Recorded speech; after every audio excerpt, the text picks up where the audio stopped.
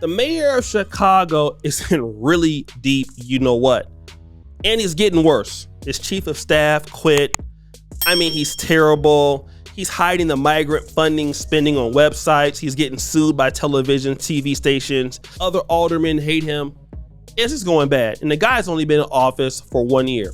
Looks like he's gonna be another one-term mayor, just like Lori Lightfoot. But the worst is yet to come. Recently, he's proposed $70 million more to fund migrants. But there's a problem. He had to come to a city hall meeting and let people speak to him. And most of them who were speaking to him were, drum roll please, African Americans. And this is interesting. Now remember, Catatrust was hinting at Black Chicago turning Republican. And I'm telling you, we're so angry here in Chicago, which has been a Democratic stronghold for most of its eternity. This year, we're working to turn Chicago red. We are so angry with Pritzker and with President Biden and with our mayor that we have decided that we're going to vote Republican this time around. Wow. That's just how angry we are. We are so angry that we are willing and going to turn our backs on the Democratic Party. Nobody believed him. But you're going to see something very interesting today. Almost every Black person that we're going to talk about, 3 of the 5, showed up with all red Make America Great Again hats. Who wears red? Republicans, Donald Trump. That's what they're saying. If you notice it, you'll see it. I don't want to waste your time. Let's go to one of my favorite guys, and some of these guys I already know they are, Michael Bay. This $70 million. $70 million. And not counting the past millions of dollars that this city done approved of this state and the county, etc. $70 million. Y'all won't even put $1 million in one neighborhood. $1 million in one neighborhood. Brandon Mayor Johnson, you say that you for the children, etc., you for the youth, you know, you want to have work programs for the youth, etc. Well, $1 million for these work programs for these children. See, I'm not going to address nobody in the room no more. I'm going to just address you whenever this is city council. Because I gave you a hard drive of what me and my family has experienced as far as the discrimination against me and my child and my wife. You know, that comes from places like the Safer Foundation. That come from All Chicago. That come from Bring Chicago Home. You see, that come for these ministers that y'all have. You know, if you go look on Bring Chicago Home site, you see all them reverends and things like that. They got all these nice churches in these neighborhoods. Nice mega churches. And our people homes. And I don't even want to say our people home, because some people, we got to be honest, they do let their stuff go. They do live up in trash, etc. And willingly of their own will. But what about the face? Like, what about 79th Street? You see what I'm saying? What about the face? What about 71st Street? What about all these different streets with these abandoned buildings, with these empty lots? And then the churches come up and try to buy these lots. That's why I say to the people, come up out of her. Come up out of Rome. That's why I say that, come up out of there. The snake is no good. It don't matter who they put at the head. He ain't running nothing. We got to be honest about this situation. But I'm still going to talk to you. I'm still going to call you out. I'm still going to say the names. And then I'm coming down here fighting about me and my family housing and being discriminated and retaliated against, and I get attacked by Greg Mitchell. Wow. But, you know, and I still been trying to come here, be humble and things like that, and give honors and respect and things like that, but y'all ain't trying to hear that. So now I'm going to go press these charges and I'm going to do this lawsuit. I'm not finna play with y'all. I told y'all. And I got proof. I got evidence. I got the video of me having to use the hard drive, etc. You know what I'm saying? So I'm Michael Youngbay to the media. Now, my brother Michael Bay always holds it down when he gets on the mic. And again, he's always talking about the real stuff. He's talking about, hey, listen, y'all giving migrants all of this money. What about the money for the black community? Well, let's go to this other brother. The homeless, what is it? The HMIS, the homeless management information systems. So my number would have been 355061. That would have been issued July 15th, 2021. We financed that endeavor, right? The HMIS, that's financed and budgeted, right? Because this is what we're here to talk about. We're here to talk about finance and budget. However, I'm an individual in the room. One individual. Y'all mismanaging this, failing actually. Because once again, July 15th, 2021, it's July, what is it now, what? Anybody, April 17th. I didn't sleep last night worrying about this.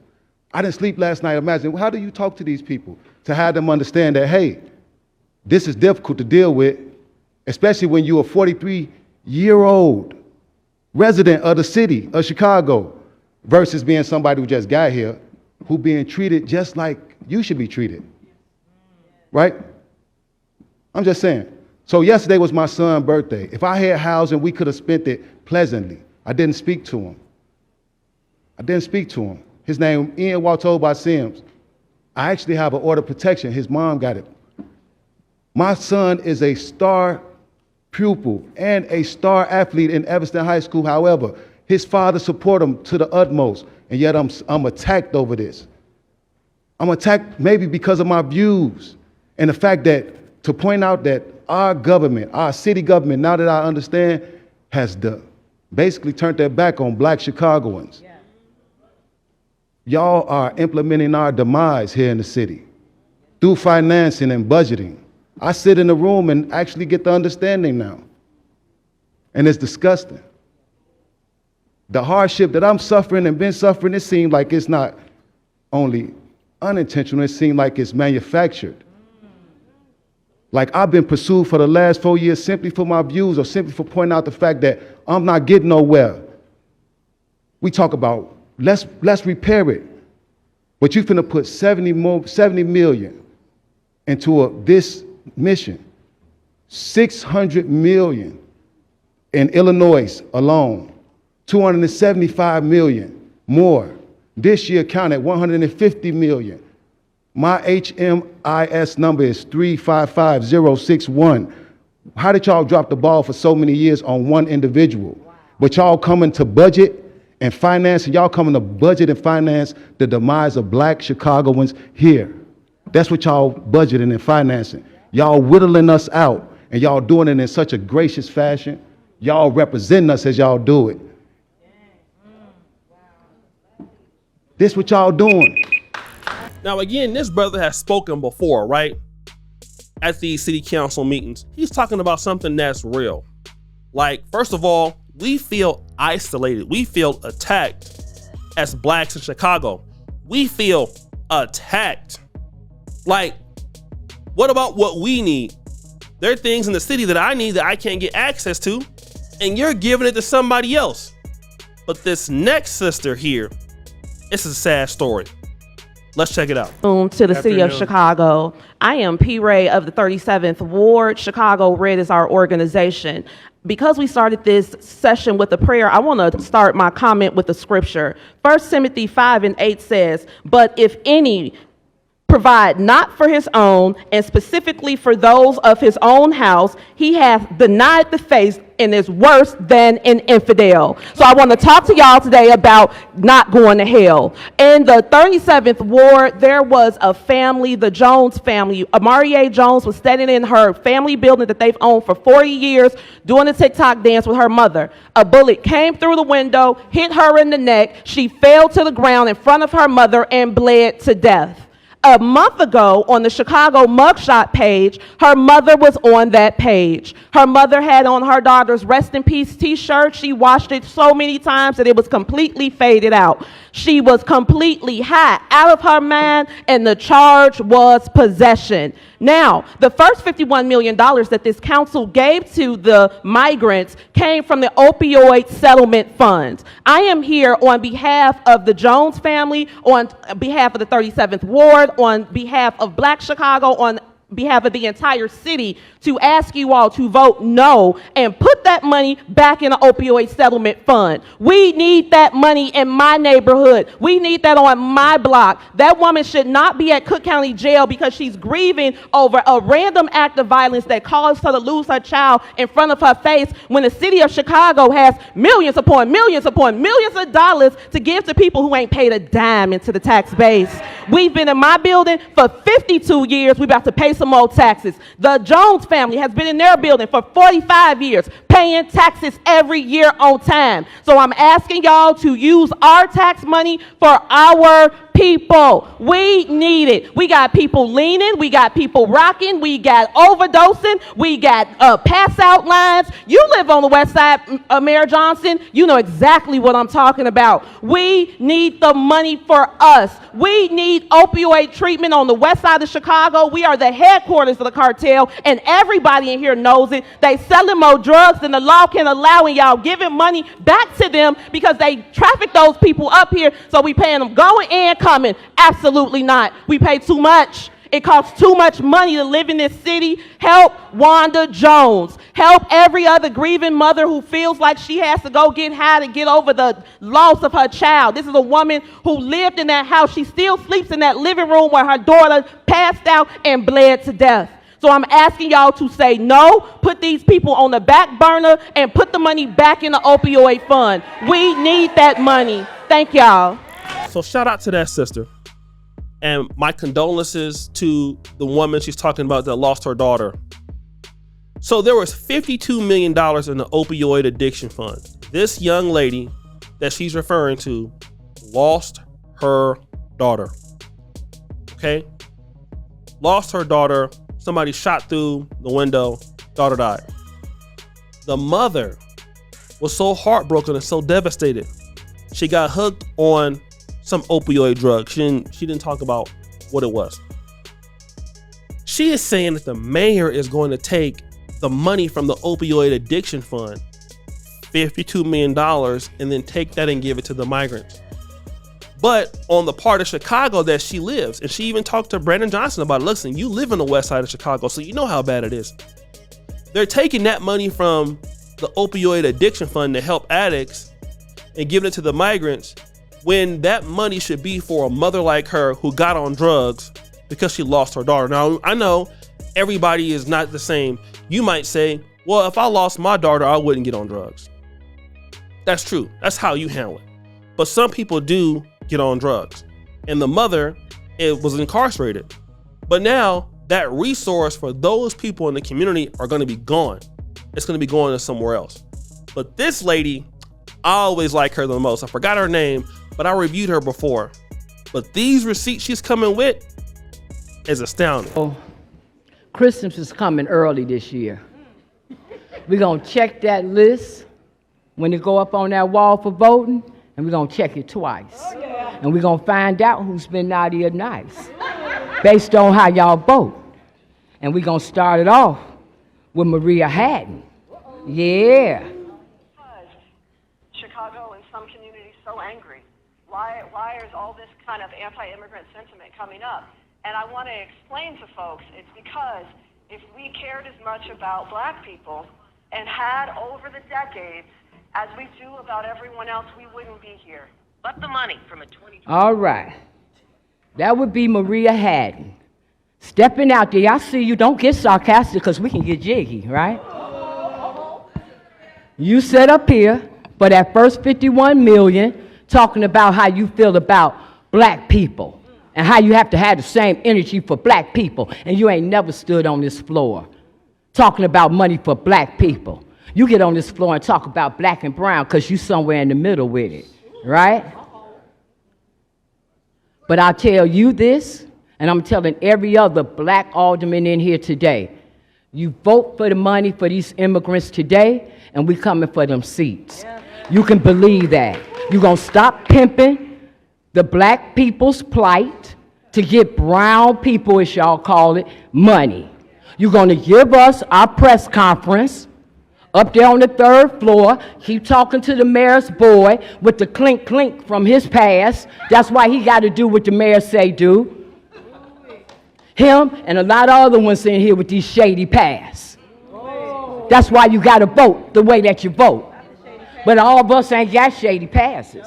Some of us free out here, and we can vote how we want to vote, and we coming for those seats. Now, to align yourself with somebody who's obviously a one-term mayor, if he even makes it that far, you better be worrying about your job. You better be worrying about your longevity, because we're going to vote, and we're going to get you out, because you ain't doing right by us. That's what time it is. And for your law person that's next to you, I'm going to need you to check out that federal charge that I got against those public administrators over there for messing with black people's property.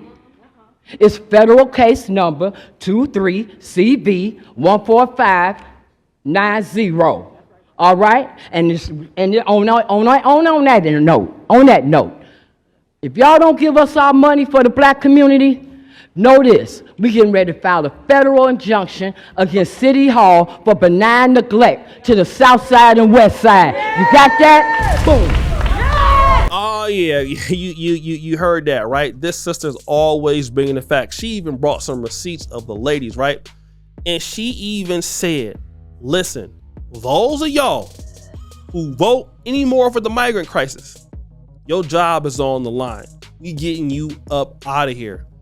Which is, in my opinion, what they need to do. This is power. Give her a round of applause. This is the language, this is the verbiage that must be set. It's important that they know. Because why would you stay around and get pimped for somebody else's cause? It doesn't make sense. I agree with her 100%. You know, she talked about that black and brown coalition. Let's do much more to help the brown. Ain't doing nothing to help the black. I get it. But we're going to go to my guy, one of the most favorite guys at these particular kind of council meetings. He raised his hell. George Blakemore, I believe, right? The people's alderman. Let's check him out. Racism. I guess you can hear me. The problem is racism. This is worse than Communist China. All these people are sitting here. They're a member of one party, the Democratic machine. These black ones do not have our interests. They work for the master. These big-headed white men run this system. Man, they run it. And I was looking around and said, well, how many white women do they have here? You know, doing suffrage. The white woman didn't like that because she couldn't vote and she was like a subject to a big-headed white man. So looking here, I don't see many white women here. I one or two. So the problem here in Chicago is racism, nepotism, corruption, a one-party system. These big-headed white men run this. This big-headed man doesn't run this. Okay. These black ones, they don't have no power. Who slates them? Corporate America. Who runs corporate America? These big-headed white men. Now, you can be in denial. Now, look at you over there, passing right here. Look at that while I'm talking. Young lady, sit down. Sit down. Tell her to sit down. Tell her to sit down. So, wait a minute. You don't like this? I'm going to tell you. I'm educating you. I'm informing you. I'm enlightening you. These big-headed white people that enslaved us brought us here. Now they're giving money to another people. Are they nappy, hair, big nose, thick lip, and a black booty hole like mine? No, they're not. And they're giving millions and millions of dollars to them. Can't you see how arrogant she is? When I told her to be seated, she's going to stand up and go, you work for us.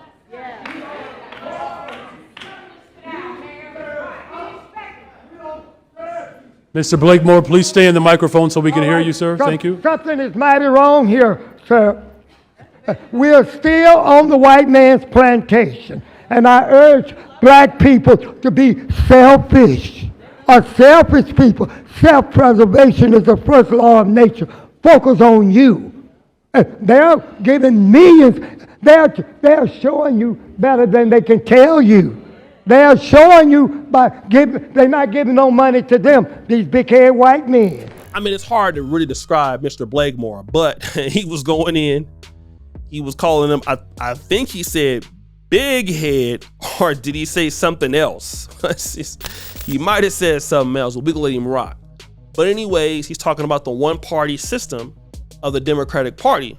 That is why you have these blacks saying, we're going red, make America great again, and they have something now called Chicago Red now. You see that? And so this is a step in the right direction. A lot of these people know they about to be out of office. They about to be changing Chicago to the red, and I don't know how much it's going to help them, but it will make it more of a bargaining tool. That's for sure. So guys, what do you think? It's your boy, Shady Jackson, back at it again with another episode here on Kangana. I'm out.